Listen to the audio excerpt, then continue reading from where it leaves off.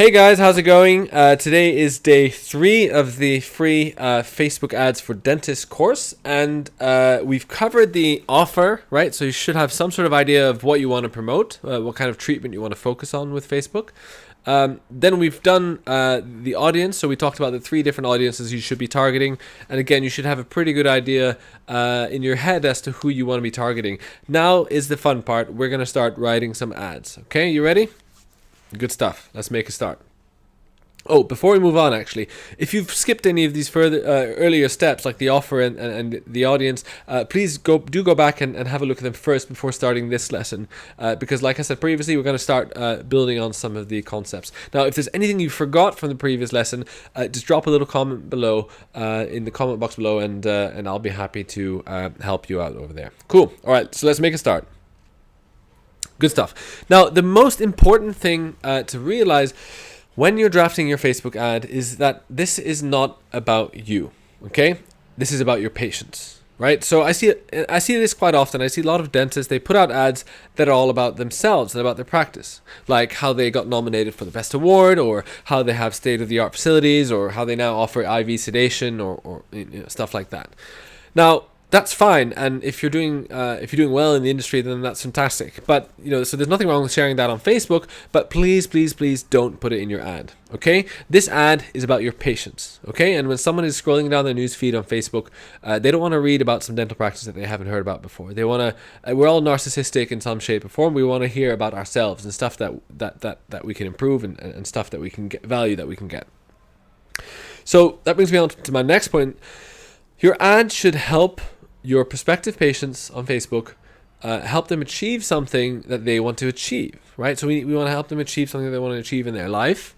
We want to help them address a pain in their life. Okay, so if they have, if they're concerned about aging, for example, then we want to help them get rid of fine line and wrinkles and signs of aging. Right, and we can do that with facial aesthetics treatment. If they're not happy with their smile, or they have gaps between their teeth, or they have crowded teeth, then we can offer them Invisalign again to help them overcome that pain point. So we need to help them achieve something that they want to achieve in their life. Okay, and the ad has to explicitly state that. Next is we have to use their language, not yours. Okay, and let me just make this clear. No one on Facebook wants to hear about composite bonding or root fractures. Okay, people don't know what that means. People don't know, unless they've already had a consultation elsewhere and they weren't happy with the practice or they weren't happy with the price. People aren't going to be interested in composite bonding. Okay, that's a clinical term, and patients are not going to be able to relate to that. All right, so we're not supposed to use technical language in our ads. Instead we need to use language that your patients would use. So think about when patients come into your practice. Think about the language that they use. Think about the tone that they use. Think about how they describe how they feel and their concerns and the pain points they have. Okay? Because if you use their language instead of your own, instead of the clinical language, you're going to be able to resonate with them, and you're going to be, your ad is going to be way more relatable, and it's going to allow the patients, the prospective patients on Facebook, to connect with you and you can connect with your readership at their level rather than having a clinical tone which people might not understand, right? So a lot of people might not know the terms. A lot of people might not be comfortable hearing clinical terms because not everyone likes going to the dentist. Now, remember, when you're drafting your ads, remember that people buy the result and not the treatment. Okay, and again, that builds on the previous 3 points, and that's why you should be focusing on the patient. You should focus on helping them achieve something they want to achieve, and you should use their language, not yours. Okay, so talk about the problem, or talk about the problem or the result, but not the treatment itself. Okay, when you're on holiday, you talk about the holiday. You don't talk about the flight. Okay, so talk about the result and not the treatment. And next, remember that people buy from people and not from companies. Okay, so you want to keep your ad relatable, right? Like I've just said in terms of language, you want to put your own persona forward. Don't try to come off as a big corporate practice that's really sort of, exclusive and this and that. Make it relatable. Your ads don't have to be perfect. Try and use pictures of real people. Try and use pictures of the clinic, of real patients, that sort of thing. Try and make it relatable. People like authenticity. Okay, maybe stock images and stuff like that work in the US, but it doesn't really work here in the UK. I've tried it, I've tested it, and it doesn't work. All right, people dig authenticity in the UK, so try to be authentic and be relatable. Cool. So now that I've sort of laid out the ground rules, there are really 5 things that you should try to include in your ad. Okay. And again, this goes back to the whole notion that the Facebook newsfeed is a very busy place. Okay, so you only have a split second to grab people's attention, right? And once you have their attention, you need to do everything in your power to get them to actually click on your ad. Okay, because once they've seen your ad, you need to get them to click on your ad and take advantage of your offer. Okay, now one way obviously to get attention is by using a great video, and video is really big on Facebook, and it's going to get bigger and bigger and bigger, and those of you who've been active on Facebook for a number of years, you'll remember 5 years ago the newsfeed was all text and images, whereas now when you scroll down your newsfeed, you'll notice that it's mostly video. So video is, I would double up in video because it's the best and most important medium at the moment. Okay, and it's very relatable, and it allows people to be lazy, right? They can just sit back and watch, they don't have to click on anything, they just look at the video and then they know what's going on. Okay, so that's one great way to get attention. But in terms of the actual ad itself and the ad copy and what we write in the ad, there's really 5 things that you should try and include. 1, call out your audience. Okay, who are you targeting? Okay, you can call out the area, the demographic, the type of person, but it's important that you call out the audience because it'll resonate with them. So if you're if your practice is in Swindon and you're putting out an ad to the Swindon area, you could make reference to the fact that it's in Swindon, because automatically, if someone lives in Swindon and they see Swindon in your ad, then they know it's going to be relevant to them. Okay, and they're going to pay more attention to it. And again, I've tested this over and over again. By calling out your audience, what area they live in, or even the demographic, it's much easier to sort of capture the attention of the lead. Have a clear call to action. Okay, so how will people actually get what you're offering? All right, this is your book now, buy now, learn more, whatever it is, it needs to be clear and obvious. Okay, and if leads even have to spend a split second thinking about how to take things forward, you're going to lose their attention. Okay, and I see this all the time. People pay money to boost posts and they pay to advertise and they say, oh, it's not working. And I look at it and then I realize that, well, actually there's no call to action in there. So how will people get what you're offering? Make it clear. Spell it out to them. Click here to secure your consultation. Call this number to do this. Book now. All right? Make it absolutely clear to them. Otherwise, you're going to lose their attention. Next is you need to include some sort of urgency. Okay, so why should people act now and not tomorrow? Okay, including urgency will get them to act quickly, and it'll help put it up higher on their priority list. Okay, so make sure you create some sort of urgency in your ad, i.e. this offer is expiring soon, or for this month only, or whatever it is, only a few left, whatever it might be. Try and create urgency in your ad to get people to act now. The next point is to create scarcity. Okay, and this is it's different to urgency, but it's very closely related. Okay, so the whole principle around scarcity, and this has been well documented in marketing literature. If there's a finite number of things available of something, it increases its value and desirability, right? And that's something that's very well documented. Think of diamonds, rare stamps, truffles, etc. So you want to try and add some element of scarcity into your ad. Now, obviously, don't mislead anyone. Leave it, be honest about it and be fair about it. But don't say things like, oh, come in for a free consultation. We offer them all the time. Come in at your own leisure. It's no problem. We give them, we'll give away an unlimited amount of free consultations. Even if that might be the truth, limit how many consultations you're prepared to give to Facebook leads and say, this month we're offering 10 free consultations or 20 free consultations. Okay, and by creating that scarcity, again, you're going to get people to act now. You're going to get people to act quickly. Okay. And lastly, well, remember on the previous slide how I mentioned that you need to touch on a pain point or a result. And remember how on day 1, when we talked about the offer, we said that the offer needs to be of value to our leads. Well, this needs to be reflected in our ad. Okay, why should they care? What are you helping them achieve? And remember to use the patient's word, okay? So touch on that pain point or the result, all right? Talk about the pain points around having missing teeth or missing teeth. Talk about the pain points around wearing dentures. Talk about the stresses that come with, aging, early aging, right? And having fine lines and wrinkles. There's an umpteen number of things you can talk about. But remember, in your ad, touch on the pain point or the result, and you use the patient's word. Cool. So let's look at an example. So here there's two examples that I've seen. All right, so I've mocked these up in my fake Facebook page. I have White Smile Dental Clinic Facebook page. It's not real, but I've copied ads that I've actually seen being used. All right. So the first one is, we're an award-winning family dentist in the center of Hull. We offer clear braces, whitening, emergency dental work, implants, veneers, and more. Visit our website on blah, blah, blah, or call us now to book an appointment. Okay? Do they call out their audience? I mean, they say they're in the center of Hull, but they don't really call out the audience. You know, the ad is all about them. It's all about the practice itself, how they're award-winning, they're family dentists, where they're located, what they offer. So it's not really going to resonate with someone scrolling down the newsfeed. Is there a clear call to action? Yes, there's a fairly clear call to action. Visit our website or call us. But again, I would typically recommend not putting a website or a phone number in the ad itself, and rather having a landing page, which we're going to go on to talk about tomorrow. So I think it's a little bit convoluted because people are going to get confused. Well, should I visit the website or should I call them? And you know what? You want to try and keep it as simple as possible for people.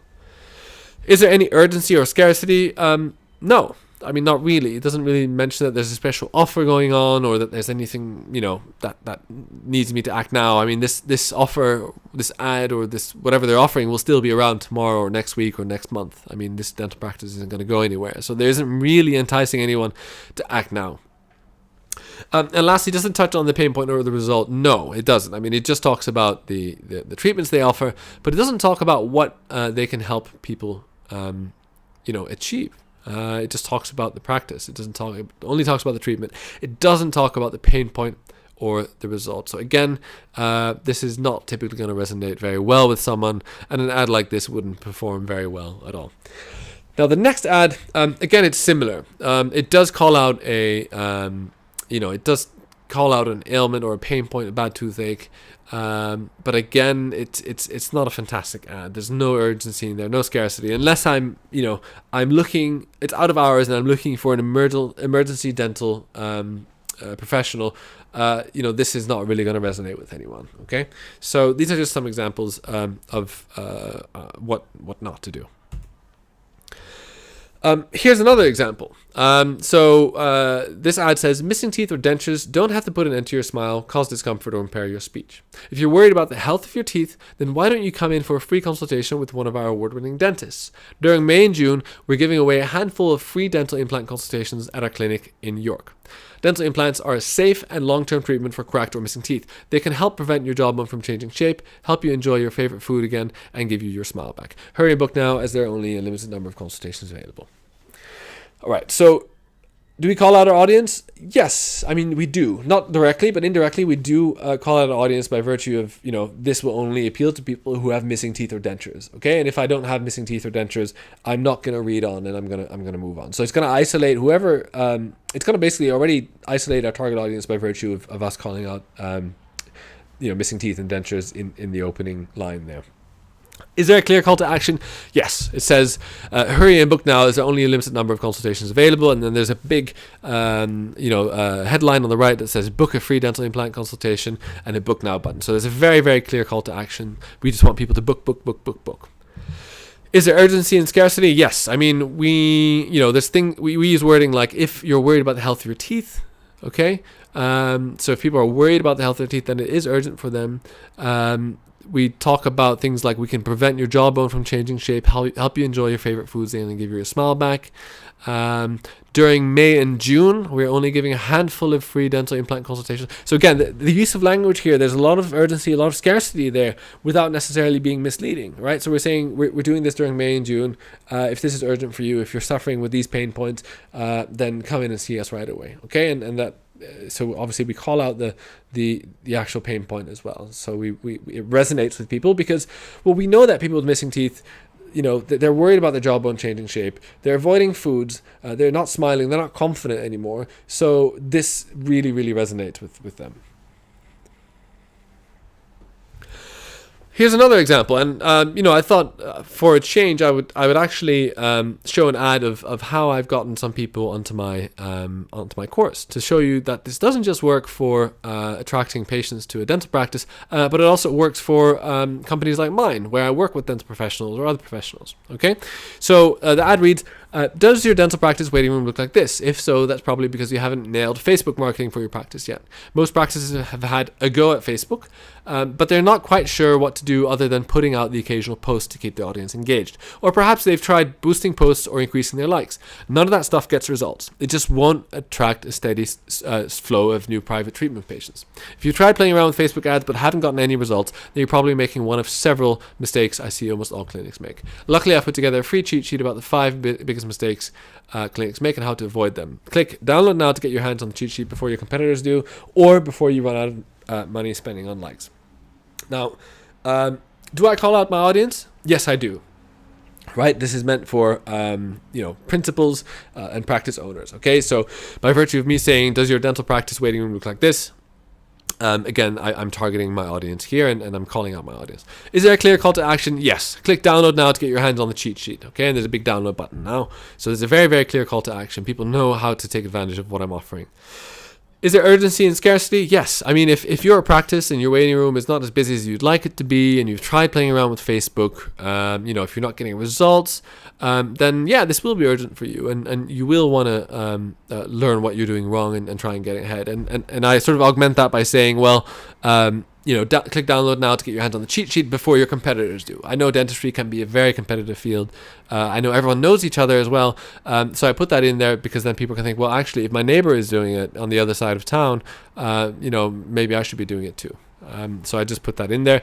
And then touch on the pain point or result. So again, if you've tried attracting, private patients for cosmetic treatments or whatever it might be to your practice via Facebook or other social means, then and if you haven't succeeded, then yeah, I mean, this is going to resonate with you. Maybe you've tried boosting posts, maybe you've tried increasing likes, maybe you've had a go at Facebook, maybe you've hired someone, or maybe you've done it yourself.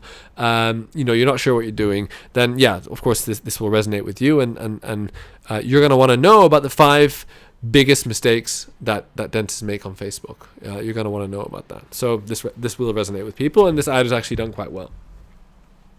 So it doesn't just work for dental practices, it works for almost any business on Facebook. So I just wanted to show you a different take on that.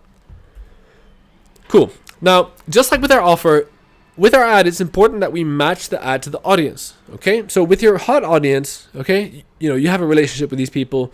These are existing patients, maybe people who've been in for consultations or people who are considering their options. It's fine to talk about the treatment, to focus on the treatment with your hot audience. But with your cold and your warm audiences, and I've said it so many times, avoid talking about treatments and instead focus on the problem or the result. Okay? And with your cold audience, people who don't know you, typically people aren't really ready to hear about your dental practice. They like I said, people are narcissistic. They want to hear about themselves. So focus on the problem. Okay, with your cold audience, focus on the problem. Yellow teeth, missing teeth, cracked teeth, embarrassing smile, lack of confidence, toothache, fine lines and wrinkles, whatever it might be. Focus on the problem. Now, for your warm audience, you can also focus on the problem, but you can also actually look at focusing on the overall result. Okay, so regain your confidence, smile with confidence, eliminate bad breath, get rid of toothache, enjoy all your favorite foods again, and so forth. Okay, so it's very important that we match the tone of the ad with whoever the audience is that we're marketing to. Okay, and that's really, really, really important. Now, before we wrap up, just a few quick pointers. Try avoiding before and after pictures, okay? And sadly, I know this is the bread and butter of dentists to showcase your work, but Facebook doesn't like them. Anything health-related, body-related, they generally won't like before and afters because it's against their terms and service, okay? In videos, it's generally okay, but with pictures, you're not going to get away with that, and they're going to shut down your ad account. So try avoiding before and afters. Don't put your website, email, and phone number on the ad, okay? And I've alluded to this earlier. I'll cover it in more detail tomorrow during the landing page class, but it's not measurable and it's almost impossible to retarget. Okay, so you always want to have a button there, like book now or whatever it might be. Book now, learn more, but don't put your email address or phone number because you're not going to be able to track where your leads are coming from, and it's going to be very, very difficult to know whether your campaign has been successful. In your language, avoid preying on patients' insecurities. So we should talk about the problem. We should talk about the result. We should talk about the pain points that people are having, but avoid being too confrontational about it. So don't say, "Do you have yellow teeth?" Instead, you could say something like, "People with yellow teeth," or "People with missing teeth." The reason being is Facebook has to approve everything that goes out, and they typically won't approve things that are too confrontational about people's personal characteristics. So particularly things that are health related, like missing teeth or people being overweight or whatever it might be. Okay, so try and stay away from that. Instead, try and use third person. So you could say things like, coffee, red wine, and curry can cause yellow teeth, for example. I've said this before as well. Don't use stock images. Okay, instead you use the image to capture the attention of the viewer and to stand out in the newsfeed. Okay, now remember earlier how I said people buy treatments from people, not companies. Well, people respond best and resonate most with real pictures. Okay, it's pictures of your staff, your clinic. They don't have to be professional. Take them with your iPhone. They don't have to be perfect. But make sure they're nice, clean, and well lit. Okay, and people dig authenticity, so don't use stock images. People don't like it. Again, it's the bread and butter of a lot of dental practice websites I see. Don't put them in your Facebook ads because they're not going to work as well. Okay, and try and keep it authentic and real. And lastly, don't put any text in your images. Okay, because Facebook won't actually display your ad. Cool. Okay, well that's it for today. Hopefully that was useful for you. I've got a little ad formula for you to download. So do download my checklist, okay? And it shows you how the ad formula applies to a template I've got in there. Download that for you to take away and use your creativity. Start drafting some of your own ads. If you get stuck, drop a little comment below. You can even send over an ad template if you want to put something together and drop it in the comments. Then I'll review it for you and I'll come back to you with some pointers. Now, just to wrap up, the GDC does have some guidance on using social media and guidance on advertising as well. So again, I'll put those in the resources section below for you to download and take away. Have a little browse through them. There's some, it's fairly sort of standard stuff, like we shouldn't have misleading or inaccurate stuff in our ads, but have a little read of that to make sure that you stick within the guidelines, and let me know if you have any questions. Tomorrow we're going to talk about the landing page, which is a really, really important part of this, so be sure to tune in, and I'll see you there. Bye.